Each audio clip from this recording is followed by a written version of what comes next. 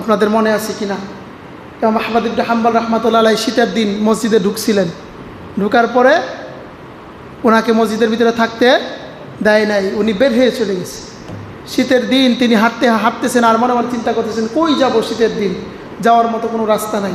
হাঁটতে হাঁটতে বুড়া মানুষ ইমাম আহমদ ইবনে হাম্বল রাহমাতুল্লাহ আলাইহি একটা দোকানের পাশে গেলেন। দোকানের পাশে যায় দেখেন ছোট্ট একটা মানুষ একা একা রুটি বানাইতেছে। কয়লার আগুন দিয়ে কি বানাইতেছে? রুটি বানাইতেছে। ইমাম আহমদ ইবনে হাম্বল রাহমাতুল্লাহ আলাইহি যায় সেই রুটিওয়ালাকে বলতেছেন, ভাই রুটিওয়ালা, আমি অন্য কিছু করব না, শুধু এই শীতের রাত্রিতে আমাকে একটু সময় দিবেন, আমি আপনার চুলার পাশে একটু বসে থেকে একটু আগুন তাপাব, একটু আগুনের তাপ নেব, আপনি কি আমাকে সেই সুযোগটা দেবেন? তখন রুটিওয়ালা বলতেছেন, কি বলতেছেন আপনি? আপনি বসেন, এই জায়গায় বসেন। যেই রুটিওয়ালার কাছে বলতেছিল সেই রুটিওয়ালাটা ছিল আল্লাহর ওলি, বলেন সুবহান। ইমাম আহমদ ইবনে হাম্বল রাহমাতুল্লাহ আলাইহি যখন এই রুটিওয়ালার কাছে বলল, ভাই আমাকে একটু সময় দেন, আমি আপনার সেই উনুনে চুলার পাশে বসে বসে শীতের দিন অল্প একটু আগুনের তাপ নিব, আপনি যদি সুযোগ করে দেন। রুটিওয়ালা ডাক দেয়া বললেন, হুজুর আমি আপনাকে চিনি না, কিন্তু আপনি যখন আমার ঘরের ভিতরে প্রবেশ করেছেন, আপনি আসার সঙ্গে সঙ্গে আপনার শরীর থেকে আমি জান্নাতের খুশবু পাচ্ছি, বলেন সুবহানাল্লাহ। আপনি আমার কাছে এসেছেন, আমি জানি না আপনি কে, কিন্তু আপনি যখন আমার রুমের ভিতরে ঢুকেছেন, আমার দোকানের ভিতরে ঢুকেছেন, ঢুকার সঙ্গে সঙ্গে আপনার শরীর থেকে আমি জান্নাতি খুশবু পাচ্ছি, বলেন সুবহানাল্লাহ। কিসের খুশবু পাচ্ছি? জান্নাতের খুশবু পাচ্ছি। সেই ব্যক্তিটা রুটিওয়ালা বলল, হুজুর যেহেতু আপনি আমার কাছে শুধু একটু আগুন তাপানোর জন্য বা আগুনের যেই গরমটা নেওয়ার জন্য যেহেতু আমার কাছে এসেছেন, আমি আপনার শরীর থেকে জান্নাতি ঘ্রাণ পেয়েছি, আজ সারা রাত সেই রুটি বানানো বন্ধ থাকবে, আজকে আর আমি ব্যবসা বাণিজ্য করব না, আজকে সারা রাত যেই সময়টা থাকবে আমি আগুন জ্বালিয়ে রাখবো, আপনি সেই আগুন থেকে আপনার শরীরকে আপনি গরম করবেন, সাথে সাথে আপনার জন্য আমি রুটি বানাবো, গোস্ত নতুন করে পাকাবো, সেই রুটি আর গোস্ত দিয়ে আপনার জন্য আমি মেহমানদারি করব, বলেন সুবহানাল্লাহ। এই কথা বলতেছে, বলা শেষ করে রুটিওয়ালা যেই কাজ করে, যখন কাজ করা শুরু করে পড়তেছে আস্তাগফিরুল্লাহ আস্তাগফিরুল্লাহ আস্তাগফিরুল্লাহ, রুটির খামি বানাইতেছে, পড়তেছে আস্তাগফিরুল্লাহ, গোস্ত রেডি করতেছে, পড়তেছে আস্তাগফিরুল্লাহ, একটা কাজ করতেছে, পড়তেছে আস্তাগফিরুল্লাহ। ইমাম আহমদ ইবনে হাম্বল রাহমাতুল্লাহ আলাইহি আশ্চর্য হয়ে গেলেন, এই আবার কেমন মানুষ? রুটি বানায় বলে আস্তাগফিরুল্লাহ, রুটির মধ্যে পানি দেয়, এই আটার ভিতরে পানি দেয়, আস্তাগফিরুল্লাহ, আটা এক জায়গায় করতেছে, বলতেছে আস্তাগফিরুল্লাহ, রুটি বানাইতেছে, বলে আস্তাগফিরুল্লাহ, মানে শুধু বাক্যই একটা, শুধু আস্তাগফিরুল্লাহ আস্তাগফিরুল্লাহ আস্তাগফিরুল্লাহ, যাই করে সাথে কি বলে? আস্তাগফিরুল্লাহ। ইমাম আহমদ ইবনে হাম্বল রাহমাতুল্লাহ আলাইহি আশ্চর্য হয়ে গেলে, এত আস্তাগফিরুল্লাহ তিনি বলতেছেন।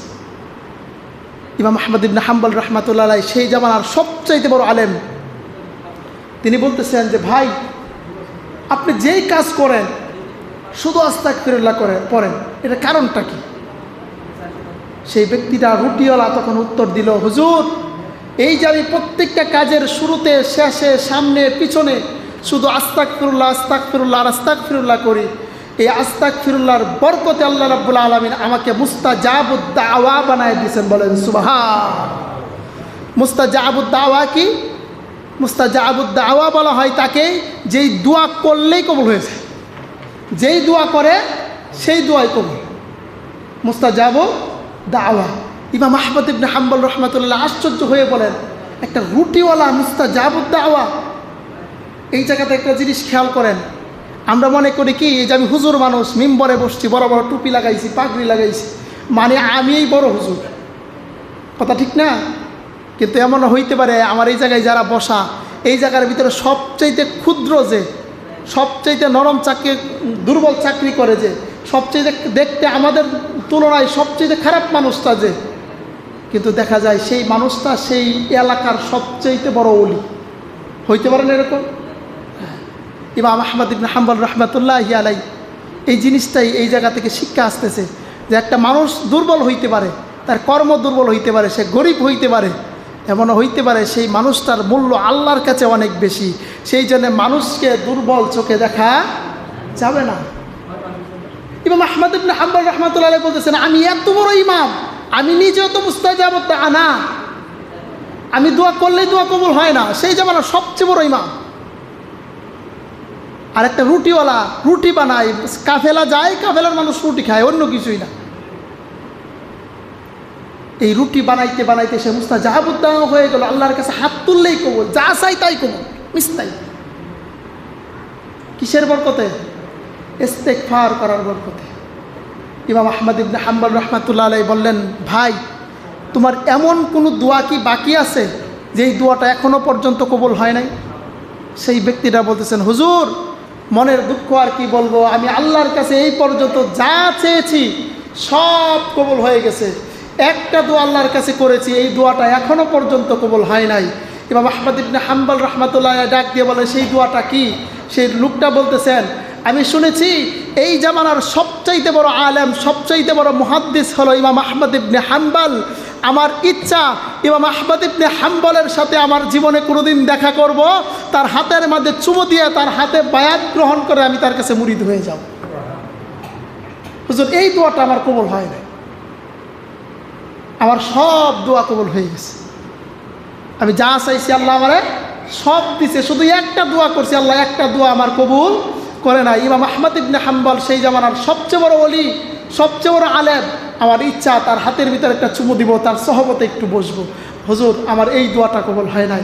ইমাম আহমদ ইবনে হাম্বল রাহমাতুল্লাহ আলাইহি সঙ্গে সঙ্গে কেঁদে দিলেন, বললেন, যুবক একটু খেয়াল করো, আল্লাহ রাব্বুল আলামিন তোমার সেই দোয়া ফিরান নাই, তোমার সেই দোয়া কবুল করেছেন, আমি নিজেই আহমদ ইবনে হাম্বল। বলেন সুবহান।